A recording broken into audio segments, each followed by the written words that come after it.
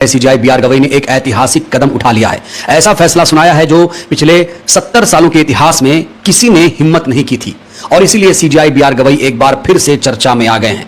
पहली बार supreme court में आरक्षण की नीति लागू हुई है, यानी सुप्रीम कोर्ट में भी बहुजन समाज के लोग नौकरी कर पाएंगे। सुप्रीम कोर्ट में उनका काम करने का जो सपना है वो अब पूरा होने जा रहा है।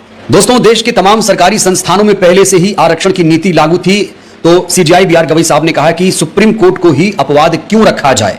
आप लोग जानते हैं कि सीजेआई बीआर गवई साहब पहले से ही संविधान और आरक्षण नीति के पक्ष में रहे हैं और वो लोग जो संविधान से चिढ़ते हैं, जाहिर तौर पर वो आरक्षण से भी उनको दिक्कत है।